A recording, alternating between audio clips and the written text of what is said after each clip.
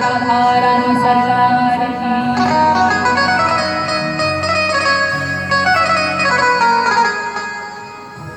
तो हम कहाँ थे? भगवान ऐसे तरह तरह की लीलाएं द्वारिकाधीश बनकर के द्वारकापुरी में कर रहे हैं। एक समय की बात है, भगवान अपने द्वारकापुरी में सुधर्मा सभा में, कौन सी सभा में? भगवान ने अपनी सभा का नाम रखा सुधर्मा। सुधर्मा सभा में प्रभु बैठे हुए हैं। वहां पर एक चिट्ठी आती है। किसकी चिट्ठी? पौंड्रक की। पौंड्रक नाम का एक राजा था। किस नाम का? पौंड्रक। वो स्वयं को द्वारिकाधीश मानता था। क्या मानता था? द्वारिकाधीश। अच्छा, ऐसा क्यों मानने लगा वो? विचार ये भी आ रहा होगा कि ऐसा क्यों अपने आप को भगवान मान रहा है? क्योंकि उसका मित्र था काशी। कौन सा मित्र? काशी। उसका जो मित्र था काशी बहुत धूर्त था, बहुत बुरा था। देखिए, इसीलिए कहा जाता है जैसी संगत वैसी रंगत। बुरे के साथ संगति करेंगे तो बुरा प्रभाव पड़ेगा ही पड़ेगा।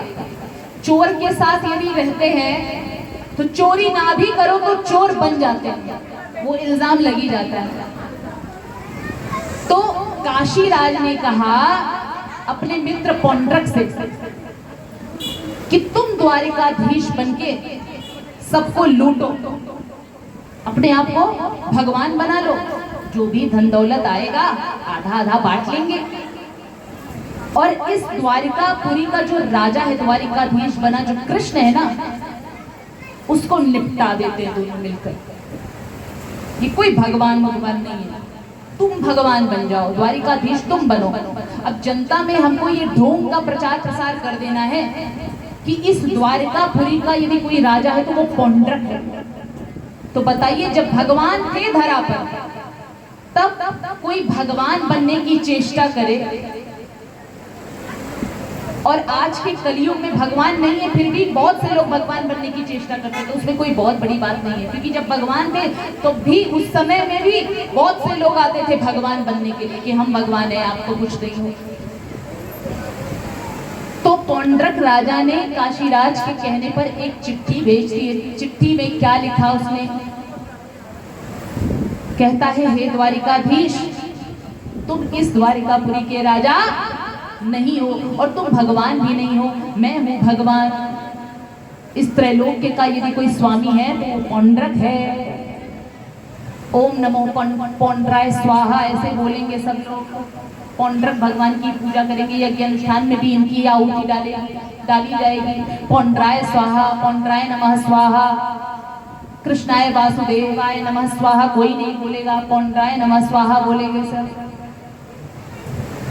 तो भगवान कहते हैं ठीक है, जाकर अपने राजा से बोल दो कि वो तो भगवान है और राजा भी है, इस धरती के राजा भी है प्लस भगवान भी है, तो उनका दर्शन हम स्वयं करने आएंगे।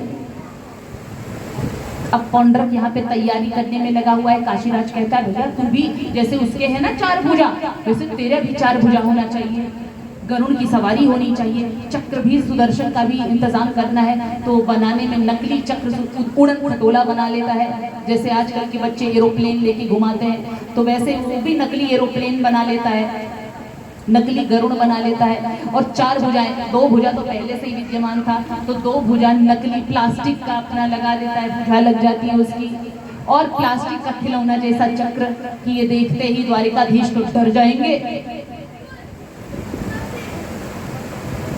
सारी तैयारियां हो चुकी हैं, इधर भगवान भी निकलते हैं दर्शन करने के लिए, उनका कल्याण करने के लिए। जब भगवान उद्धव के साथ पहुंचते हैं, देखते हैं, बोलते हैं, अरे उद्धव क्या बात है, कितनी मेहनत की होगी इसने चतुर्भुजी नारायण बनने के लिए। अब भगवान को देखते ही तो वो तो नकली उड़न खटोला पर बैठता है और उड़ने लगता है। भगवान कहते हैं, आहा कितना अच्छा रूप है, देखो तो सही उद्धव, साक्षात मेरा ही स्वरूप इसने धारण कर रखा है। तो अच्छी बात है, इसको मैं सारूप्य मुक्ति प्रदान करूंगा। सारूप्य मुक्ति यानी मेरे जैसा ही स्वरूप इसको प्रदान करूंगा। बोलिए भक्तवत्सल भगवान की जय।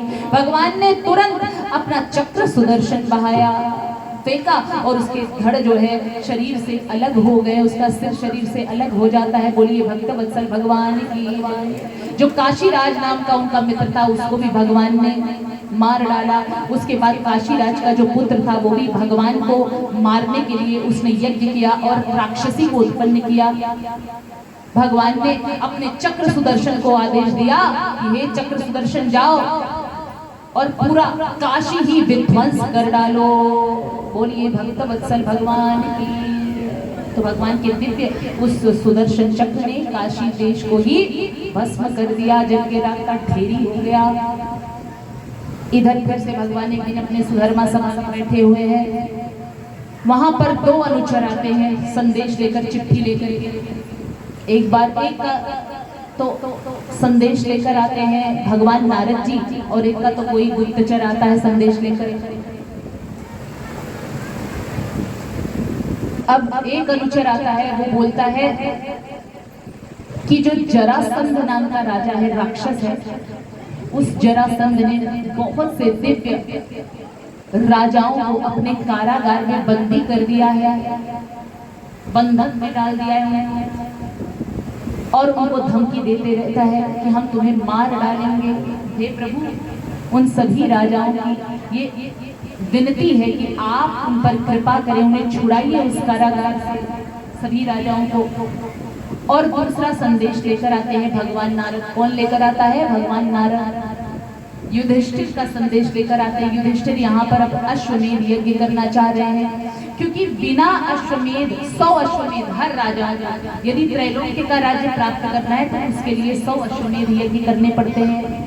तो एक ही अंतिम यज्ञ बचा हुआ है युधिष्ठिर जो करना चाह रहा है, और इसकी पूर्ति जरासंध के रहते हो नहीं सकती है। तो युधिष्ठिर बुलवा कहता है, संदेश भिजवाता कि हे कृष्ण, मुझे अश्वमेध यज्ञ करना है, लेकिन ये अश्वमेध यज्ञ जरासंध के रहते पूर्ण नहीं हो सकता। क्यों नहीं पूर्ण हो सकता? जब तक किसी भी हर राजा पर एक ही राजा का आधिपत्य नहीं हो जाता है, किसी एक ही शक्ति का जब तक इस त्रैलोक्य पर आधिपत्य नहीं होगा, तब तक वो पूर्ण रूप से राजा नहीं माना जाता है। और इसके लिए जरासंध जैसे राक्षस को जीतना आवश्यक है। तो भगवान ने कहा ठीक है, हम वहां भी आएंगे। अब भगवान तो दोनों जगह जाने के लिए बोल तो देते, लेकिन बाद में विचार विमर्श करते मैंने दोनों जगह जाने के लिए बोल दिया है, यानी जरासंध में जो कैद पड़े हुए राजा हैं उनको भी छुटकारा दिलाना है, अश्वमेध यज्ञ भी पूरा करवाना है। तो उद्धव जी से विचार विमर्श करते, उद्धव जी कहते हैं भगवान, हमको सर्वप्रथम जरासंध के पास नहीं जाना है, युधिष्ठिर के पास जाना है, इंद्रप्रस्थ चलना पड़ेगा सुझाव दे करके। फिर उसके बाद जैसा विचार विमर्श करेंगे, जैसा होगा देखते हैं। सभी भगवान अपने अनुचरों के साथ में और उद्धव के साथ में कहाँ पधारते हैं? इंद्रप्रस्थ में। पांचों पांडवों के पास भगवान पहुंचते हैं। अब भगवान कहते हैं तुम जो है अपना अश्वमेध यज्ञ की तैयारी शुरू कर दो। तो कहते हैं भगवान कैसे? जरासंध को जीतना है। भगवान कहते हैं ठीक है, इसीलिए तो हम यहाँ पे आए हैं। जरासंध यदि मर जाएगा तो दोनों काम हो जाएगा। राक्षस, उस जरासंध नामक राक्षस के कारागार में जो राजा बंदी बने हुए हैं उनको भी छुटकारा मिल जाएगा, प्लस जरासंध मर जाएगा तो तुम्हारा अश्वमेध यज्ञ भी पूरा हो जाएगा। बोले भक्तवत्सल भगवान की। और ये काम करने के लिए भगवान कहते हैं, इस काम को पूरा करने के लिए हम 3 जन जो है जरासंध के यहाँ पर जाएंगे। कहें कौन कौन? कहे कि हम जाएंगे, एक तो मैं हूँ, दूसरा भीम और तीसरा अर्जुन। हम तीनों जो है जरासंध के यहाँ पर जाएंगे। अब जरासंध के यहाँ पर जाने से पहले तीनों ने ब्राह्मण वेश धारण कर लिया। कौन सा? ब्राह्मण वेश धारण कर लिया। ब्राह्मण वेश धारण करके जरासंध के राजमहल में पहुंचते हैं। जरासंध देखता है तो बहुत स्वागत सत्कार करता है। क्यों? जब जरासंध ने 18वीं बार, जब उसको भ्रम हुआ था कि मैंने कृष्ण को और बलराम को मार दिया है, तो तभी से उसका ब्राह्मण की सेवा सत्कार में, पूजा पाठ में बड़ी श्रद्धा जागृत हो गई। तभी से वो ब्राह्मणों के प्रति थोड़ा सा पूजनीय भाव रखने लगा था, भगवान का जैसा सेवा करना चाहिए वैसा भाव रखने लगा था। तो कहते हैं आइए आइए महाराज, आपका स्वागत है, बताइए क्या दे दूं आपको, जो मांगना है मांग लीजिए, मेरे प्राणों भी यदि आप मांगेंगे तो इस समय मैं आपको प्राणों को भी दे दूंगा। तो भगवान कन्हैया कहते हैं नहीं नहीं, प्राण नहीं चाहिए, बस द्वंद्व युद्ध की भिक्षा आप हमें प्रदान कर दीजिए। किसकी भिक्षा? द्वंद्व युद्ध की, हमें युद्ध करना है। अब जैसे ही हाथ उठाते हैं और बोलते हैं, क्षत्रियों का तो विशेषता ये पता ही चल जाता है, जरासंध को लग गया ये तो बहरूपिया श्री कृष्ण है, ये कोई ब्राह्मण वामन नहीं है। और इनके साथ ये जो दो जन आए हैं सब पता है, एक भीम है और एक अर्जुन है, लेकिन फिर भी आए किस वेश में है? ब्राह्मण के वेश में है। तो जो मांगना है मांग लो, युद्ध चाहिए भाई महाराज, युद्ध की अनुमति दे दो, हम आपसे लड़ना चाह रहे हैं। तो कहते हैं ठीक है, दिया अनुमति, युद्ध करने के लिए तैयार है, लेकिन तेरे साथ तो युद्ध नहीं करूंगा कृष्ण। क्यों नहीं महाराज? इसलिए नहीं करूंगा क्योंकि तू रणछोर है, रणछोड़ है, तो तेरा कोई मतलब नहीं, तेरा कोई अस्तित्व नहीं, तू तो खुद ही डर के भाग गया था, तो तेरे से मैं इतना शक्तिशाली राजा जरासंध कैसे लड़ सकता है? तो कहते अर्जुन से, अरे अर्जुन से कैसे, ये 1.5 हड्डी का अर्जुन, इससे मैं कैसे लड़ सकता हूँ? कहाँ ये और कहाँ मैं, इतना विशाल हट्टा कट्टा। हाँ, यदि मेरे साथ यदि कोई युद्ध लड़ने के योग्य है तो वो भीम है, हट्टा कट्टा मेरी तरीके से, मेरी तरह हृष्ट पुष्ट है, विशाल का इसका शरीर है जैसे मेरा विशाल का शरीर है, तो इससे मैं जरूर लड़ सकता हूँ। कहते हैं महाराज किसी से भी लड़ो, लेकिन लड़ो। तब युद्ध की तैयारी शुरू हो जाती है। अब एक दिन ये लोग क्या रहते हैं, सुबह जब होता था युद्ध का समय, दोपहर होता था, तो सुबह और शाम अच्छे से इनकी अगवानी सेवा सत्कार करता था जरासंध, और दोपहर के समय युद्ध करता था। दोपहर हुआ, दोनों के दोनों योद्धागण अपनी अपनी गदा लेकर के जो है आमने सामना करते हैं और युद्ध चलने लगती है। हमारा ये युद्ध कितने दिन तक चलती है? 27 दिन तक। कितने दिन तक? 27 दिन तक ये युद्ध हुई। अब इसमें भीम के चारों खाने चित्त कर दिए उस जरासंध ने। जरासंध बड़ा बलवान था, बलशाली राक्षस था। भीम जब युद्ध समाप्त हो जाता था तो शाम के समय कृष्ण भगवान से मिले, कहते हैं भगवान मैं मर जाऊंगा, हम लोग को ये युद्ध छोड़ देना चाहिए, क्योंकि मेरे अंदर इतनी क्षमता नहीं है कि मैं इससे युद्ध कर सकूं, इतनी शक्ति नहीं रह गई, इतनी ताकत नहीं रह गई, और लड़ूंगा तो अब हमें लगता है कि आप इस जरासंध को नहीं, मेरा जो है मरा हुआ शरीर आप लेकर जाएंगे इंद्रप्रस्थ। तो कहते हैं अरे नहीं भीम, क्या करूं, जब तुम युद्ध करते हो ना तो तुम मेरी तरफ दृष्टि नहीं डालते। तो यहाँ पर आध्यात्मिक अर्थ क्या निकलता है कि जब जीव कोई कर्म करता है ना तो भगवान की तरफ दृष्टि नहीं डालता, भगवान को समर्पित करके वो कर्म नहीं करता। अच्छा, जब तक हम कोई कार्य भगवान को समर्पित करके नहीं करते तब तक उस कार्य में हमें सफलता नहीं मिलती है। बोलिए भक्त वत्सल भगवान की जय। तो भगवान ये मानो कहना चाह रहे हैं भैया कोई भी कार्य करो पहले मुझे समर्पित कर दो, तो उस कार्य को सफल बनाने का कार्य मेरा हो जाता है। कहते अब की बार जब युद्ध करना भी तो मेरी तरफ दृष्टि घुमाना मत भूलना। अब युद्ध का 28वां दिन है। कौन सा 28वां दिन? दोनों धुरंधर अपनी अपनी गदाओं को लेकर के खड़े हो जाते हैं और युद्ध में लग जाते हैं। अब वो अपनी दृष्टि लगाते हैं भगवान कृष्ण पर। भगवान ने एक इनका पास में पड़ा हुआ था उसको तोड़ा, तो समझ गए भीम कि इनकी जो दोनों पैर है उसको चीर देना है। तुरंत भीम ने उनके जांघों को पैरों को पकड़ा, दोनों तरफ से चीर लिया। बोलिए भक्त वत्सल भगवान की। जरासंध के प्राण के रूप उड़ गए और जरासंध का पुत्र था वासुदेव, उसको उन्होंने राज्यासन पर अभिषिक्त कर दिया और अपना भीम, अर्जुन और जरासंध इंद्रप्रस्थ पर गए। इंद्रप्रस्थ लौटे, वहां पर अश्वमेध का यज्ञ जो है प्रारंभ हुआ। अब जब अश्वमेध का यज्ञ प्रारंभ हुआ तो क्या हुआ? अश्वमेध का जब यज्ञ प्रारंभ हुआ तो बात ये आई कि प्रथम पूजन किसका किया जाए, पहली पूजा किसकी की जाए, फिर अश्वमेध यज्ञ शुरू किया जाए। तो सबने सलाह मशवरा किया, सबने बोला कि द्वारिकाधीश ही सर्वप्रथम पूजनीय है, इन्हीं की पूजा जो है करनी चाहिए। तो सब तो मान गए, ठीक है इनकी पूजा करेंगे, लेकिन वहीं पास में बैठा हुआ था शिशुपाल। कौन? शिशुपाल। वो तो पहले से ही वैरी था कि जिससे मैं विवाह करना चाह रहा था उससे इनका विवाह हो गया था, रुक्मिणी से मेरा विवाह होना था, इनका विवाह हो गया।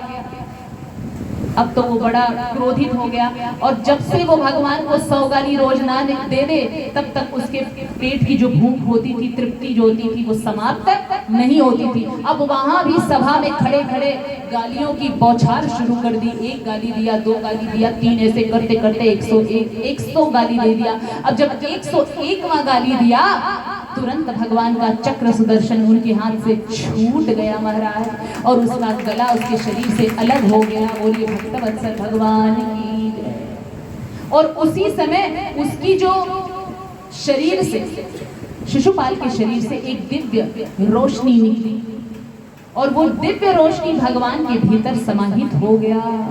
युधिष्ठिर ने, वहां नारद पास में खड़े थे, युधिष्ठिर ने पूछा महाराज ऐसे कैसे हो सकता है, ये तो कितना पापी है शिशुपाल, उसके अंदर की दिव्य रोशनी निकलती है और भगवान में विलीन हो जाती है, ऐसा कैसे, उसको मुक्ति कैसे मिल सकता है, वो तो इतना पापी था। तो भगवान नारद ने कहा भले ही वो पापी था, भले ही वो गाली दे रहा, लेकिन गाली दे किसको रहा है? भगवान को। चिंतन किसको कर रहा है? मनन किसका कर रहा है? भगवान का। तो भगवान ने तो पहले से ही घोषणा कर दिया, भैया क्रोध से भजो, प्रेम से भजो, भाय कुभाय अनख आलसहु, नाम जपत मंगल दिसि दसहु।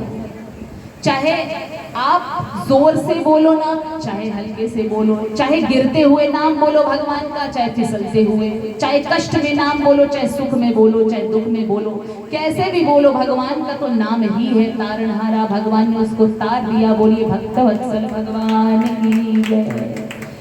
अब राजा परीक्षित सुखदेव जी से पूछते हैं कि आपने भगवान की माधुर्य लीला की कथा सुना दी है हमें, भगवान की ऐश्वर्य लीला सुनाई, अब क्या भगवान की कोई दीन बंधुता की भी लीला सुनाएंगे? अवश्य। अब हम कल सुदामा चरित्र का श्रवण करेंगे। बोलिए भक्तवत्सल भगवान की जय। आज की कथा का यही विश्राम करते हैं, उसके पहले भगवान नाम संकीर्तन, ठीक है?